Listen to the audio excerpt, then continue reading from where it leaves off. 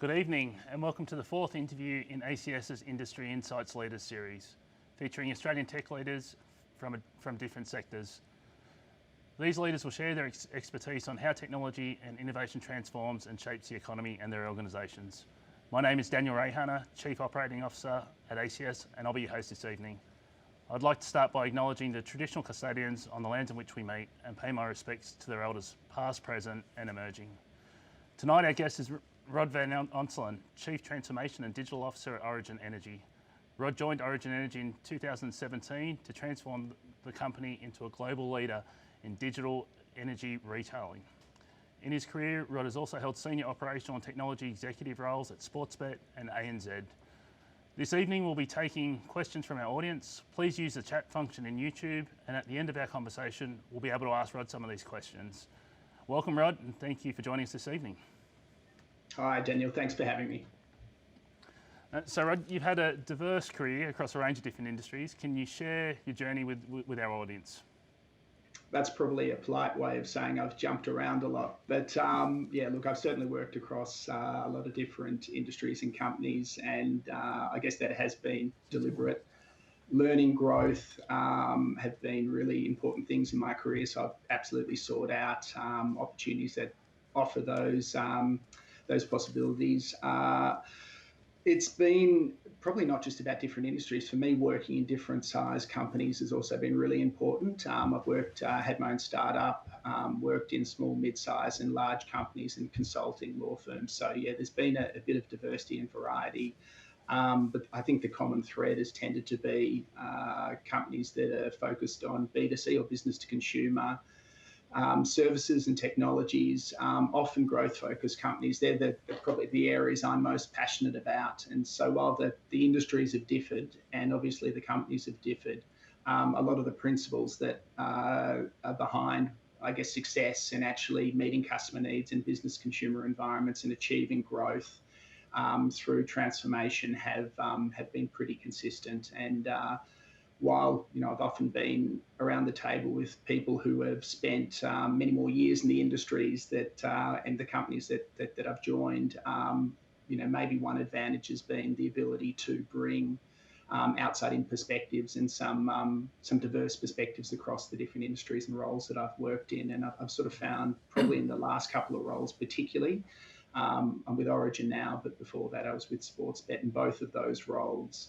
a big part of, I guess, being successful in getting the roles and being and joining those companies was they were both seeking fresh perspectives and wanted someone to bring an outside-in perspective. So it has been advantageous.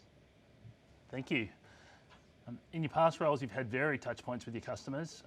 How does the role of technology and innovation change in relation to customer engagement for you?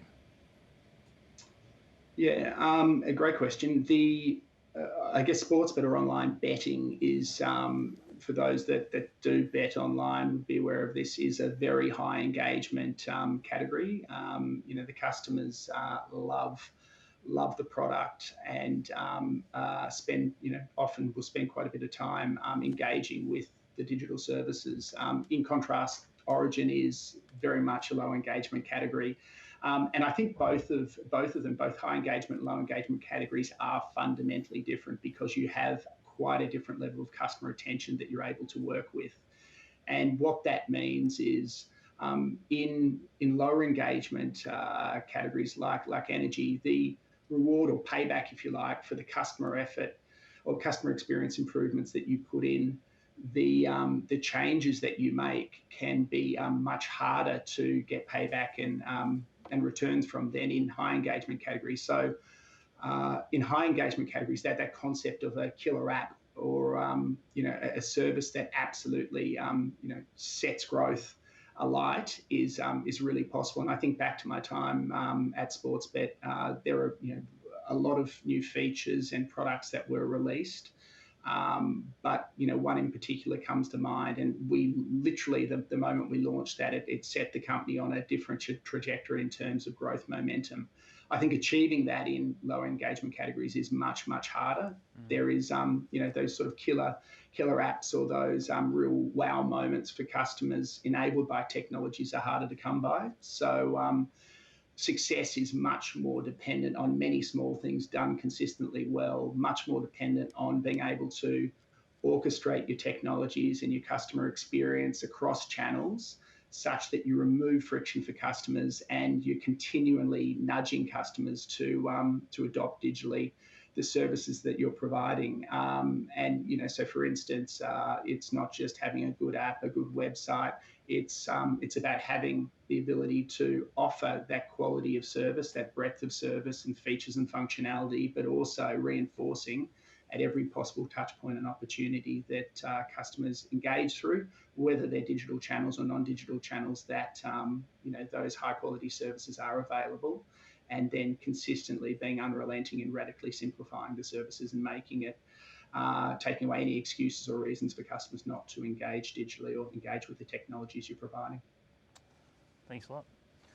So Origin's got a really good story, and when we talk about digital transformation, part of that journey for an organisation is about the technology, there's no doubt, but it's as much about the people and culture. How did you convince senior management or the senior executive that Origin needed to go on that journey? Well, when I joined Origin, coming up to 3 years in August. It'll be 3 years in August. Origin was already committed to undertaking a digital transformation. One of our major competitors had just announced a multi-$100 million digital transformation program. So that caught obviously the board and management's attention.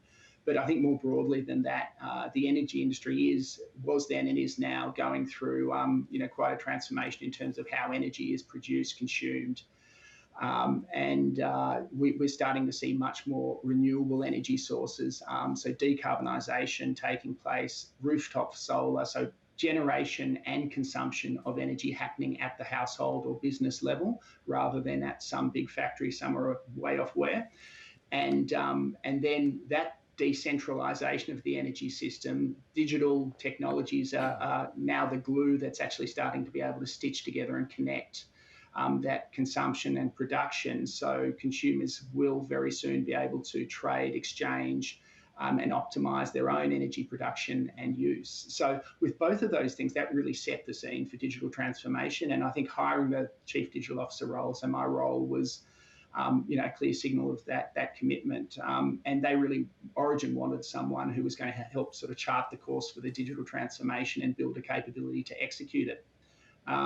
So you sort of asked about trust. It did require a lot of trust, I think, on both sides, my side as well. I needed to know that Origin was really committed for the long haul to the digital transformation, particularly because they can be hard and they can be bumpy.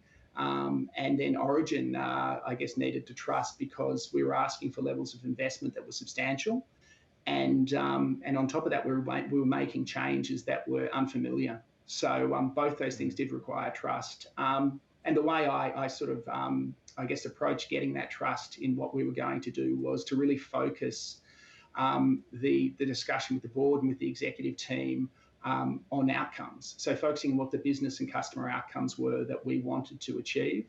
And we basically sought capacity funding, if you like, fund a team that can deliver a certain amount of change, but don't sweat the details of the change that we're going to implement. Trust us that we will make changes that will deliver the right outcomes and just measure us on those outcomes consistently. So we review progress with the Origin Investment Committee and the executive team every 6 months. There's nowhere to hide. The targets and the metrics and the measures are very, very clear, and we just assessed on those and measured on our ability to hit those. And if we're successful, funding and commitment continues. And that's how it's been for the last coming up to 3 years. So I guess my advice to sort of answer your question about senior management is I just say focus on the customer and the business outcomes. Don't focus on the technology. So you have to, when speaking with senior management, talk customer and business, but do the tech and do the tech with your team. Thanks. So COVID-19 has seen businesses pivot and quickly adapt to the situation and changed environment.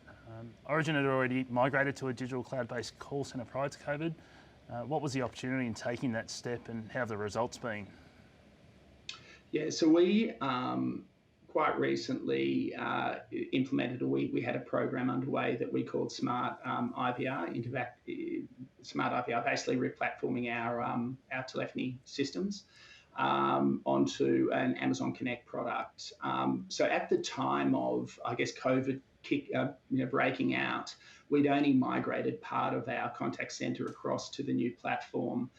And the full retail, or the full customer-facing business cutover was due to happen in March. So, not that long ago, everyone will recall that's when all the lockdowns were coming into effect. So actually our contact centres in Melbourne, in Adelaide, in Manila, particularly Manila, were all being subject to lockdowns, and staff were being asked to stay home, work remotely.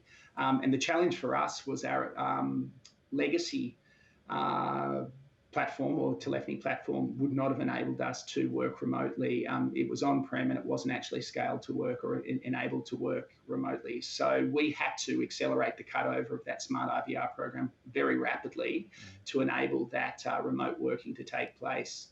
The results have been fantastic. So we had largely uninterrupted customer service over the contact centre during that time, but that was an unexpected benefit. The real reasons we were putting the new cloud-based Amazon Connect telephony platforms in place were a lot of business, again, and customer-focused outcomes, as I spoke to earlier, automating a lot of our customer authentication and enabling far greater in IVR self-service, improving how we route customers to the right areas to reduce time to actually call resolution and to improve or reduce call transfers, and actually improve the experience for agents. So as part of the initiative, we built a new soft phone. So we went from hard phones that sit next to a customer service agent on a desk to a soft phone, much like we're all on tonight, a Skype-type web-based phone service, and accompanying agent dashboard to improve that customer service. And the results have been great. NPS has picked up since we've gone along with the platform. The automation rates I spoke to have improved.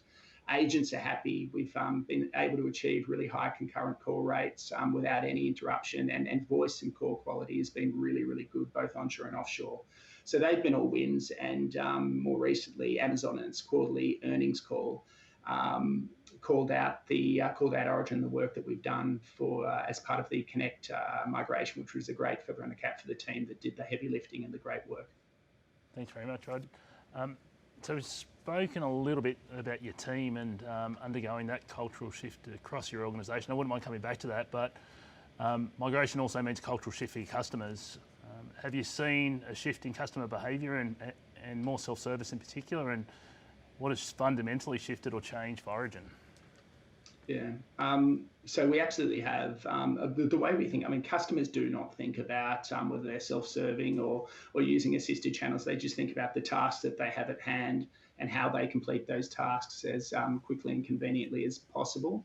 I think the challenge we've found, particularly in a low engagement category like energy, is often the customers' perceptions of ease don't actually match the reality. They think it's easier to call up on the phone versus maybe come online. So, you sort of see what's familiar being confused with what's easy or most convenient. So the way we've thought about, I guess, that what we call digital shift, encouraging customers to use and adopt digital services in preference to assisted channels is we've taken very much an approach that does differ depending on the degree of engagement that customers have. So some customers absolutely are digital by default. So they're much more inclined to use the digital services without too much nudging or prompting. So for those customers, our strategy is much more about, has been much more about sort of building feature quality and breadth, improving discoverability of the services, and obviously ensuring that customer experience and usability and ease of use is absolutely first rate. That's not enough for the habitual callers. For the customers that do prefer to call or habitually have called and haven't used our digital services, we have to do all of that plus a lot more. And that's really where we have to be sort of engage in much more of a multi-touch point approach, where every single instance where we engage with a customer or contact a customer contacts us or we contact them, we have to be reinforcing and nudging the customer towards the digital channels and digital adoption, and really spruiking the quality of the services that are available. So that's everything from sort of proactive notifications and prompts, predicting when we think customers will have a need, through to when we correspond with customers through billing and a whole bunch of other mandatory correspondence, again, reinforcing the digital services that are available. At point of search, often customers will go through search engines like many others to find the phone number, and then sort of intervening at that point and then nudging again through the IVR I spoke about earlier, again, giving customers the opportunity to self-serve through the IVR or deflect into a digital experience. And then ultimately, if they do get through to an agent, we've digitized the agent dashboards, or the front ends that the agents use to serve customers, so we can make that as seamless and efficient as possible as well. So it's really one of those approaches where it's 1,000 things done well that together sum up to really getting that digital shift, not just for those that readily adopt digital, but those that are less inclined to do so. Thank you very much. So it sort of leads into the next question. As you look to digitise your business, one of the major challenges is striking the right balance between acquiring new technology versus working with the current legacy systems or those systems that you have existing. What advice would you provide to our audience to navigate the challenge of the introduction of those new systems to ensure the lights stay on, etc., and that the tech stack, the integrity of the tech stack isn't compromised? Well, I spoke earlier about the importance of being really, really clear on what customer and business outcomes you want, and that technology is an enabler of these outcomes. So I think the first step in determining whether you retain or replatform or rebuild is to be really, really clear about whether or not any replatforming or rebuilding will actually deliver material improvement to customer or business experience or business outcomes. And you've really got to pressure test that. Every week I would have vendors coming to me and spruiking the latest technology, and many of you would be the same. And it always sounds great, but the reality is it's got to actually match in with your particular needs at the time, and you've got to be able to really pressure test and have clear line of sight to certain business and customer outcomes being achieved through the technology. So where we haven't had that level of confidence, or where we've actually built existing capabilities that we think actually fulfill the outcomes that we're seeking, we retain. So we've retained capabilities very much in our sort of data management layer. So our data lake, our DMP, we've retained a lot of the capabilities in that space, but we've replaced, as I mentioned before, our telephony platforms. We've rebuilt almost all of our digital front ends and services. But in each of those cases where we did replatform or rebuild, we were very, very clear and confident on the returns. And that enabled us to, I guess, make the investments with a level of confidence that the effort was worthwhile. And so I guess my advice to sort of sum that up is don't become too enamored by the technology itself. Be enamored by what the tech can do for your business, can do for the customers, and pressure test that, and have staff who understand both sides of that coin, understand your unique business and circumstances, but also really can understand the technology and the possibilities that it offers. And if you have those capabilities, and you have those capabilities particularly in-house, you can place high degrees of trust in the decisions that have been made, and know that you're not just being sold to. Thanks very much. So it does sound like a complicated mix, and obviously depending on the technology, it would dictate sort of what the criteria looks like. But you've decided to run cloud security solutions at scale in-house rather than outsourcing them. What was the rationale behind this decision? Yeah, look, insourcing has generally, but also in relation to security, has given us a number of advantages, what we feel are really strong advantages. I just spoke about the importance of teams understanding both your business and industry context. So actually understanding the needs that you have and the outcomes that you're seeking to achieve. But you also need those same teams able to see where technology is heading and keep up with the evolutions and changes in the platforms and the vendor supplied solutions that you have, so they can kind of marry the two together and identify opportunities. So we felt that having in-source teams gives us that advantage of really understanding what's happening outside, while also an intimate understanding of our own internal needs as well. We've found insourcing also has given us more flexibility in terms of the tools we use. There's less vendor lock-in, there's less adherence or I guess religion about specific platforms and tools. There's more openness to actually consider alternatives. So we absolutely have insourced a lot of our activity and a lot of our digital security and cyber security as well. So those teams, we've taken very much a kind of secure by design approach, where security is built into our software development lifecycle. All of our teams or our developers go through security training. Many of them are accredited with various providers. So we've built that internal capability, and we work very, very closely with our cybersecurity team as well, who keep us abreast of developments in terms of security vulnerabilities, but also developments in terms of new technologies. But it would be untrue to say that we only have an internal or in-source security capability. We absolutely do use expert providers. We bring in expert providers or external providers where they have particular skills or capabilities that we think are best in class that we can't easily or as cost effectively replicate ourselves. So, we use. Am I allowed to mention brand names? Yeah, that's a nod. So we use BugCrowd. So we use BugCrowd to basically get white hat hackers to expose vulnerabilities for us, and in return for bounties. So that's an example of bringing external capability to the table in specific areas of need. So in our PCI DSS requirements around payment security and credit card details, we use PayShield. So we do absolutely use some external technologies, but we have a very strong belief that internally capable teams, when trained and supported in the right way, can do wonderful things. So that's a big part of our approach as well. Yeah, thanks, and that's a nice lead into the next one. So ACS would release a report every year with Deloitte Access Economics, Australia's digital pulse. And last year it outlined digital reskilling of workers as one of the key priorities for the next decade. How's your digital transformation journey equipped not just your team with the skills, but for now, but also for the future? And sort of how far into your transformation journey are you now? Yeah, so look, we started the transformation, 2 to 3 years ago. So we're well progressed, but I've got a saying which digital's never done. So the bar keeps raising, new technologies keep coming out, and then the Facebooks and all the other global behemoths keep raising the bar on customer experience, and expectations do grow. So that continual reinvestment, reinvigoration of digital is really, really important. But to your question, equipping Australians for sort of skills and technology and skills for the future.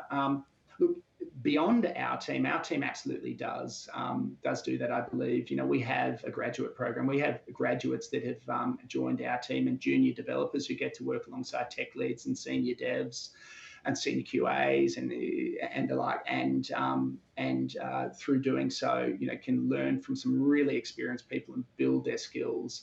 A lot of the tools and frameworks that we use are very much, I guess, modern and in vogue. So React front ends, AWS, a lot of the kit and languages and standards that are highly sought after. So obviously we sort of support, I think, the broader digital and technology community in that way. But it's about more than our team. I think Origin generally has done an amazing job in terms of some of the project we run at a company level. So we have the Origin Solar Buddy program, which is teaching kids about solar power and how it works. We have the Little Big Idea program and competition, which is all about young inventors coming up with new ideas, and that's starting very young and starting to encourage kids and about technology and about innovation, about setting them up in terms of understanding those areas and skills that they can take forward in life. We have a Free Electrons program where we work with startups and incubators to support the startup ecosystem who are building new energy technologies. So there's a number of things that are done absolutely within digital, but beyond digital and broader origin as well. Rod, can I just extend on that? So when you're looking to recruit for yourself, what skills do you place high value on, let's say, for roles that you're recruiting for? So to our audience, if you had to give them some career advice, where would you say for your organisation would be those sort of opportunities into the future? Yeah, absolutely.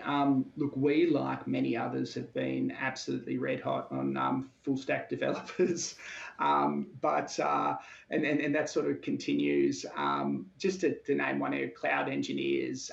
There's a number of technical disciplines that we have really sought out actively to assist and sort of drive through the transformation program. But if I sort of step back from particular roles, what I think is really important, I heard this some years ago, the concept of a trilingual, people who really can speak, that combination of technology, business and customer. And I've been talking a lot about that, but being able to sort of join those dots is a skill set that's incredibly valuable. And the more of those areas that you can converse and speak to and understand, engage with confidence, the better off you will be. So we really look for people who have not only technical skills, but have those other skills. They can work well, obviously, with others. We work in a squad and tribe model at Origin, whereby you have to work very, very closely with other team members and focus missions, around software development. So working well with others is really important. But as I said before, it's, the technology is applied and it basically enables the outcomes we're seeking. So we want people who can join the dots between those commercial considerations at a business level with customer considerations and usability connected to technology enabling the outcomes. That's the trifecta. Great. Sounds like you got your sports bet hat on. So what would be your tips for Australian businesses on how to position themselves for growth over the next 12 months, just with your business hat on, your startup hat on? Where do you think businesses are going to get the greatest impact from their investments? Yeah, okay. I think what's playing through at the moment with COVID and the impacts on the economy, we're entering a phase of greater capital constraints. So basically investment dollars, I think, are going to be harder to come by, which means funding projects and funding change will be more difficult. But the pressure to grow, the pressure to improve will not go away. Businesses with pressured bottom lines will be absolutely still seeking growth and seeking productivity improvements. So I guess my advice, particularly from a digital perspective, is you've got to be comfortable and become good at doing more with less. Now, it's easy to say, really, really hard to do. So working lean, making high return on investment choices is very, very important. But I guess, how do you do that? Sort of the way we would think about that, and some of the tips I'd have would be focus on reuse.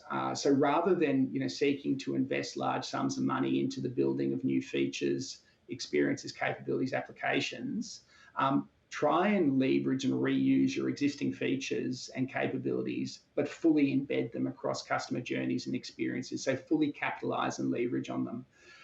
Because the effort to actually deploy those applications, experiences, or features is going to be relatively less, but you'll actually find that the yield you get from that effort should pay back. I would focus in areas where you can make investments that not only offer growth, but also offer the dual benefit of productivity gain. So if you can get that sort of dual benefit happening, where you not only drive upside revenue creation, but you can create efficiency and improve customer experience at the same time, that is a brilliant outcome. And it's absolutely possible. Often where you reduce friction for customers, you reduce costs in your organization from rework, and then that will often drive satisfaction and growth on the customer side in terms of revenue. So look for those opportunities. And I think the last thing I'd say is follow the money. There are going to be winners in how this all shakes out. So you want to focus on those winners, those companies, those industries, those segments who are going to weather the current COVID and economic storm, and skew your business, skew your focus and targeting towards those customer sets if you can, because they will still have the money and the capacity to grow, and with that you can hopefully trail along and get some of that growth. Thanks, Rod. So continuing along that vein, at the end of last year I read an article that described Origin as really focusing on developing the customer experience, and you've spoken a bit about that tonight, but Origin really wanted to position itself not to compete on price point like many other providers within your segment. What does the next stage of the journey look like for Origin? So it looks like you're trying to carve out your unique value proposition and position yourself in a piece of the market that is sort of green, but where to next for you? Yeah, look, Origin has, we do focus very much on price in terms of offering great everyday rates to customers. That's a important and non-negotiable in energy. We have to give our customers, good value, but that's not enough. The focus you've spoken about on customer experience, focusing just on price doesn't create that stickiness, doesn't create that great customer experience. So we've wanted to go above and beyond, which is why we have spent so much time. So our digital focus has very much been sort of expanding channels and feature sets for customers. So giving a better quality of service and giving more choice in terms of how customers engage, recognizing that there are some of those differences in terms of customer behaviours that I spoke to earlier, uplifting quality of experience. So radical simplicity, which again I mentioned earlier, is an absolute non-negotiable for us. We want to make experiences frictionless. That has been a very, very big focus. Driving digital adoption, great services, great channels, great features, if not adopted and used, aren't worth anything. So that has been a big focus. And then obviously, sort of over the last couple of years, redesigning our digital architectures, ways of working and hiring, retaining great talent. That's been an absolute focus.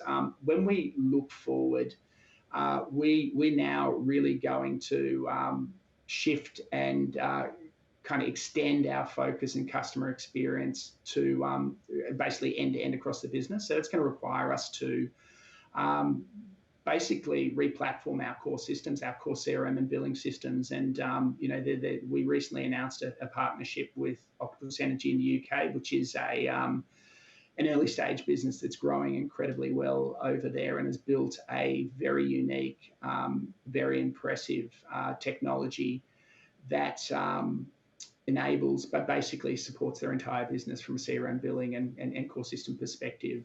So we've partnered with them, and we are going to go on that journey together of re-platforming our core systems, which can be big, scary and complex, but having a great partner by your side to do it will be incredibly helpful. And then beyond that, that's going to enable us to do things that we've been inhibited by our core platforms previously, which will lead to much, much better customer experience.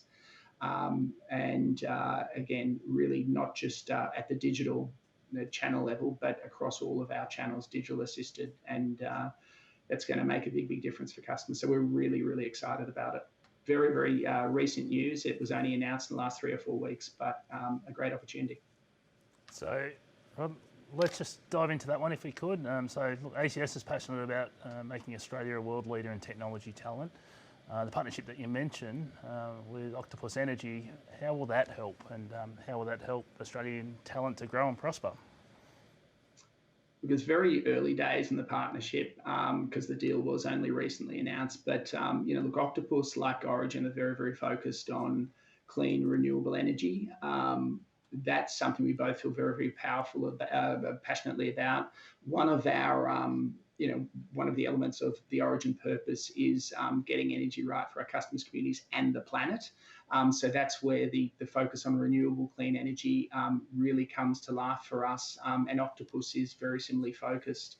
So I guess the exciting thing is being in Australia and being focused on renewable energy at this time is a wonderful place to focus. It's one of the things that attracted me to Origin, and the technologies that will be developed in that space are going to be fundamentally important to the planet, but also to the Australian economy. Australia does have the opportunity to be a renewable energy superpower. We've got lots of sun, lots of wind. We're blessed with gas as a transitional fuel supply. fuel source while when the wind's not blowing, the sun isn't shining. So we have a lot of the natural assets.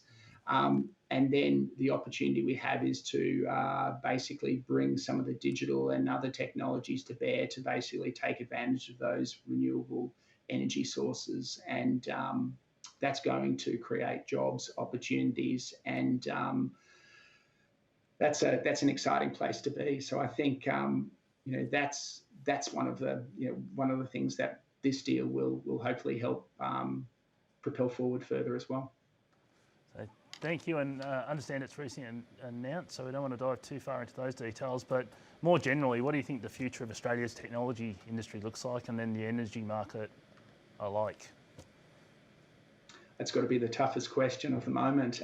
Look, there's so much uncertainty and so much disruption and change happening at the moment. It's really, really difficult to make predictions with any sort of degree of high degree of certainty. But I mean, what seems to be playing out is deglobalization. So there is a lot of noise about countries starting to insource supply chains. Clearly, there are travel restrictions. And what that's doing is creating challenges for the traditional globalization the globalization that has historically been thriving. So that's where I get to a point of deglobalization. And then what does that mean for technology? Well, I think it's going to create challenges but opportunities as well for hardware makers. We're hearing much more talk about insourcing of technology and supply chains where they are of strategic or national importance. So that's both going to close down potentially offshore markets to some Australian companies, but at the same time, it's going to open up opportunities, domestic opportunities for hardware makers that might have been previously fulfilled by offshore providers. So it's hard to get a read on that, but that's my sense on the hardware side. I think on the software side, I expect software to be a bit more resilient to deglobalization. One of the early winners seems to be online players and e-commerce players. They seem to be performing better than a lot of other companies, which obviously bodes really well for a lot of the technology and digital talent that works in that space. Beyond that, software being intangible isn't impacted in the same way by some of the physical and travel restrictions that exist. So that means it's maybe less impacted by some of the deglobalization I've spoken about. But I think what might play out is where software development occurs may change further. What we're starting to see is remote working accelerating some of the removal of location bias. Going back 4 months ago, we would have been doing this in person. There's no way we would have been doing it over Skype. But I think the same is true in many respects. Many people are working from home and finding that actually they can be productive. And as part of that, hey, we can build software with teams that are distributed and not necessarily all located in the same space. That's been happening, but I think that could be accelerated. And what that then means is, again, it could be pros and cons. Locally, it does mean that offshore development could become more feasible for some companies that hadn't been considering it, given that removal of remote working or location bias. But at the same time, it might also be a benefit for local teams, access to roles and opportunities in software development overseas that previously may have been inhibited due to location or individuals not wanting to travel. So I think it's fascinating, but on the whole, I'm really optimistic. If I look at what we've seen in Origin over the last few months, we have seen digital adoption and use ratchet up again. So customers have turned even more so to digital as channels of choice. And I think that bodes really, really well, certainly if it's playing out in other industries for those working within tech and in digital. Thanks, Rod. So last couple of questions, and just to our audience, encourage you to send your questions through the chat function of YouTube. How's the team at Origin generally responded to the current situation with COVID-19? And you said you've been working at home for a number of weeks now. What do you think you'll keep and what do you think you'll change? Yeah, look, I'm incredibly proud of how not just my team but all of the teams in Origin have responded. I spoke earlier about how quickly we were able to pivot from non-remote working in office to working remotely, and being able to do that while maintaining services for customers and sort of maintaining productivity and throughput as well. I'm on a small working group at Origin currently, thinking through what our way of working will look like in the future. So how do we take the best of what we had when we were working in offices and sort of fuse that with the best of what we have now working remotely? And the way we're certainly thinking about it is going to be a hybrid approach. It's a blending of both in future that will bring the best outcomes. We've found that deep work, focus work with less distraction, we've seen absolutely productivity and engagement improvements in teams doing that sort of work. We've seen improvements with our contact center teams and a lot of the metrics we track over this remote working period. So that they really give us confidence around remote working becoming increasingly important. But equally, the office will play a really, really important role going forward for us as well. So we're absolutely seeing offices as a place to collaborate, connect, or for team members that don't have a suitable home environment to work, a place for them to do their own work. So I'm really proud, but really excited about how things might change going forward in terms of ways of working and team setup.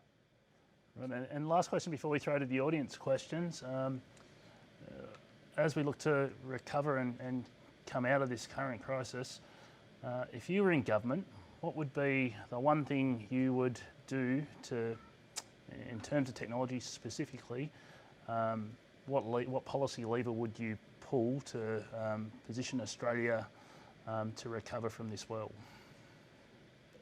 So heard a bit about sovereign capability, particularly in artificial intelligence and areas like that. Would there be an area you'd focus on specifically if you were in government? Look, I personally wouldn't be and wouldn't encourage governments to be in the business of picking winners. So saying I think this industry or that industry is going to be the industry that's going to be the winning industry and we're going to invest wholly and solely there. I think you could pick a half a dozen industries that might meet that. You've said AI, I would say renewable energy, which I spoke to earlier, biotech, medicine. There's a whole bunch of areas that will be growth areas going forward. So the role of the government shouldn't be to pick those winners and favour some over others. I think it should be setting up the environment where companies that have the right appetite to invest in employment and grow can do so and can do so with confidence. I think the one policy I think I would really advocate and which I've seen overseas is building a really, really healthy and vibrant startup and small business ecosystem. And look, that is absolutely needs to be done by the private sector, but governments can help, and they can help in terms of tax treatment. They can help in terms of incentives, R&D incentives and the like. So, those sort of policies are vitally important, particularly at times such as we have now where, cash and investment and capital may be harder to come by. As I mentioned earlier, that startups, entrepreneurs and small businesses aren't dissuaded from continuing to invest, particularly given the amount of employment and growth that they generate for our economy. No, thank you. That's a great one. So we'll look to take some questions from our audience. And once again, if you have any questions as we're asking them, please feel free to put them in the chat function now, and we'll get to as many of them as we can. So first question is, what is a service or product that you're really proud of at Origin Energy? That sounds like a loaded question. Yeah, maybe one from the team. Look, we're proud of a number. I'll probably answer it in two ways. One, of the customer service channels that we've created. So new channels that absolutely are what customers want, because we're getting that feedback through the customer satisfaction and the net promoter feedback that customers are giving us. So I would point to our app. You look at the App Store ratings, you look at the download velocity, that has been adopted in anger and customers love it. That's been a really, really strong, mobile apps have been a really, really strong addition to the digital portfolio. I'd mentioned the smart IVR telephony that I spoke about earlier. That is, the team there did an amazing job under immense pressure in a short time frame to bring that to market. And it really was thinking differently about digital. It was broadening digital beyond the traditional channels that customers think about, screens where you click, swipe, type, and into the telephony environment where customers who traditionally would call start getting the benefits of our digital services. So they're just a couple of areas I'm particularly proud of, and I think the team has done outstanding work in. Great. On the back of your earlier comments, one audience member asked if you don't focus particularly on technology, and I'm paraphrasing there, how can you introduce cutting-edge technology to customers that they are not familiar with? Yeah.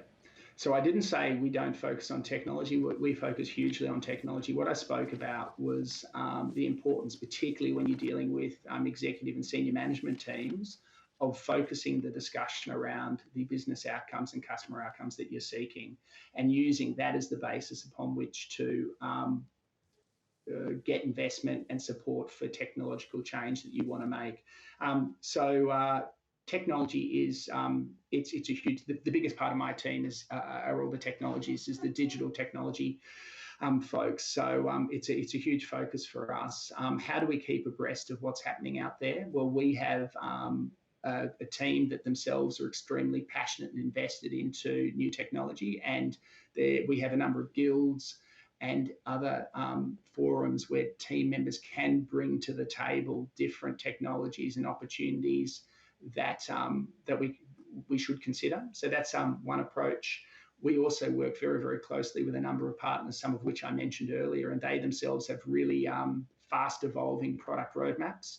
And we stay in really close contact with them to make sure that we are abreast of what's coming, and we're joining the dots between how those new technologies and opportunities can actually support the business and the customer opportunities and outcomes that we're seeking. Thanks. Question from Susan. How have you seen relationships change with customers in the energy sector as a result of better engagement tools and digital services? Yeah. So if I step back from that for a second, we look at our, so we measure NPS or Net Promoter Score. And if we look, I'm not going to give you the exact figures, but if we look kind of 2 years ago, that was materially in the negative. And if we look now, it's in the positive. So we have absolutely lifted the quality of the experience based on what customers how customers are judging us. So, how does that sort of play? I think the question was, how does it sort of play through to, what customers get? Mm-hmm. We've built literally hundreds of new features, services that are now available to our customers digitally to self-serve. But that's not enough. They have to be easy to find, easy to use, and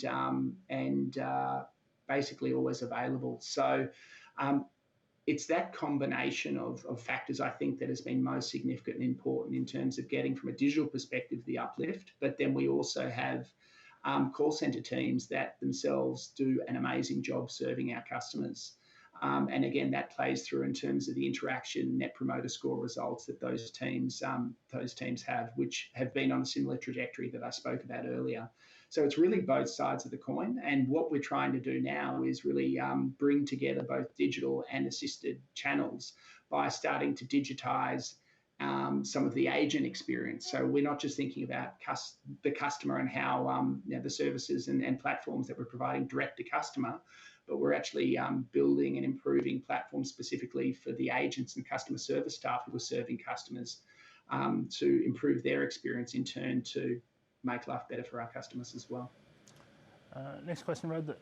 A serious challenge post-COVID-19 would be understanding the app dependencies. What is your view? App dependencies. So I'm trying to not sure if I 100% understand the question, but if I'm to interpret that as how customers are actually going to use our apps and services going forward, I'm not sure if that's the question. What I touched on this earlier. What we have seen is greater adoption. So customers are increasingly, I think part of it is because they are at home. Customers are using, in front of their computer all day. Many of them in front of computers all day. I shouldn't say all. Many are in front of computers all day, and becoming more au fait with a lot of the digital technologies, such as that which we're using tonight. That is introducing more people to new digital technologies, apps, and use. We're seeing some trends around the restrictions or bans in terms of using physical currency. So people are becoming more familiar in terms of digital payment and digital wallets, which is again boding really well for us in terms of some use of our apps and digital payment services. So we're seeing adoption and use increase. Of course, my hope is that continues on. So I'm not sure if I got the question, but hopefully I did it some justice. Thank you very much. Having worked in different industries, how would you approach creating a digital strategy for a startup? All right. I would start, look, any digital strategy I think needs to address a few fundamental areas. And if I sort of broke that down, I'd say first and foremost, what is the digital experience and digital product offering that you want to provide to your customers?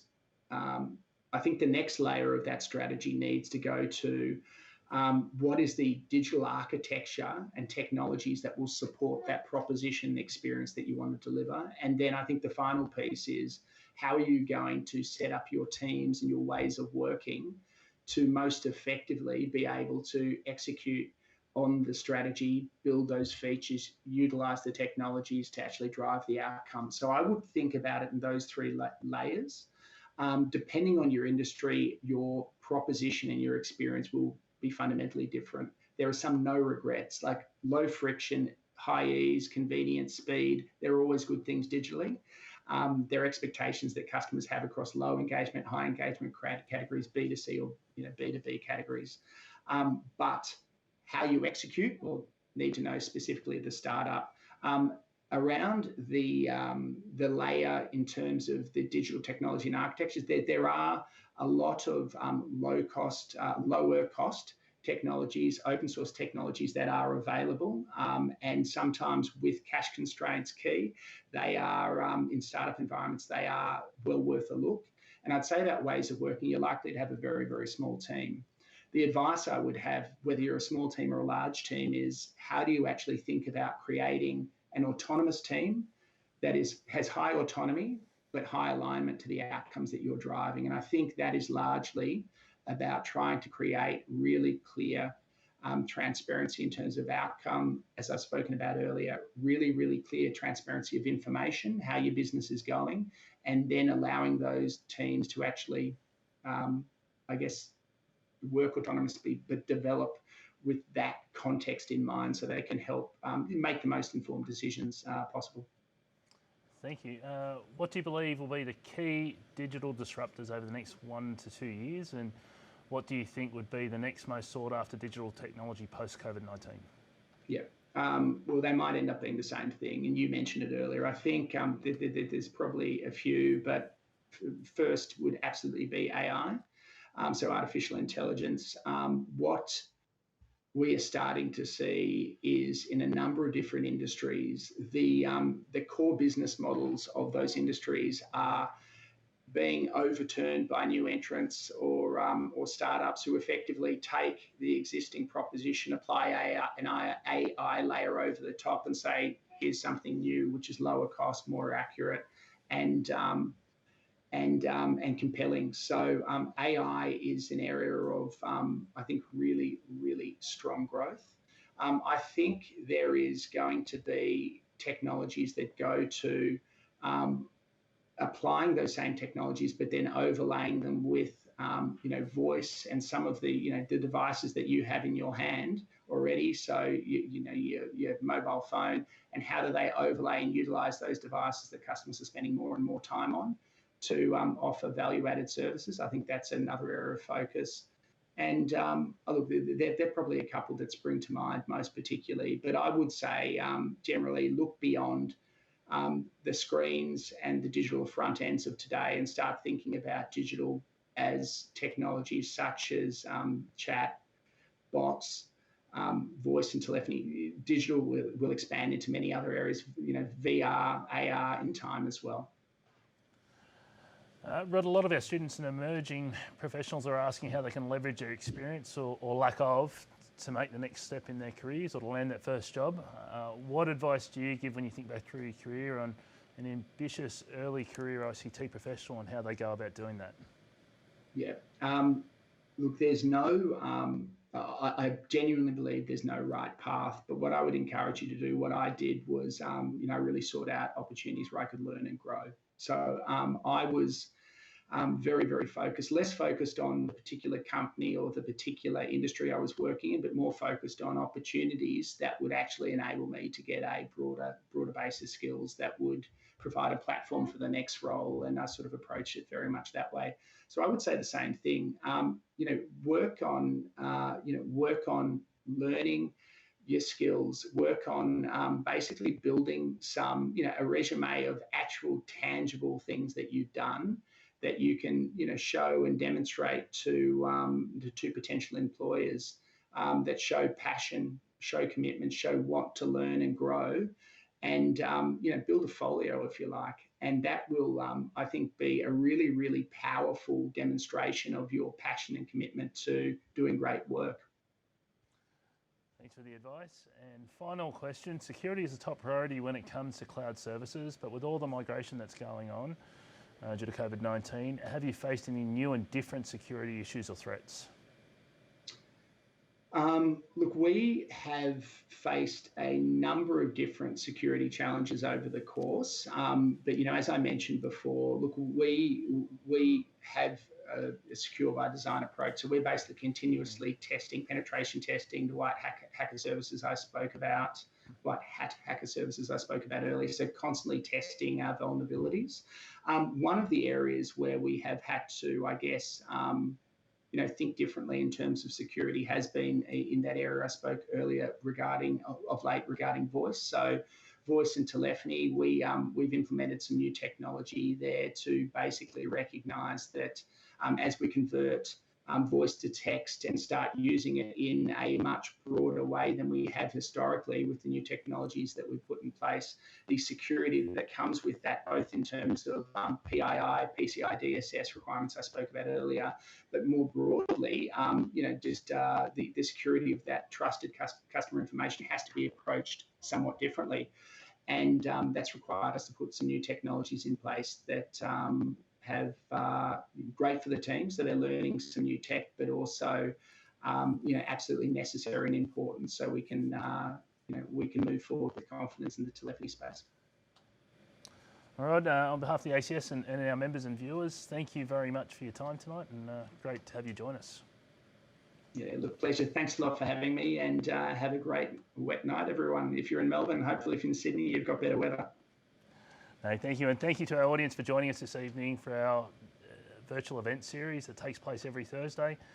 Next week, we'll be featuring an Education Across the Nation. This is our flagship event that we hold every quarter. Usually it would be done across the country with a speaker. On this occasion, it'll be a virtual event. We're grateful to have Jane McGonigal, game designer, author, creative director and consultant, coming in from the US for us. Please register via our website, and once again, thank you for joining us and have a nice evening.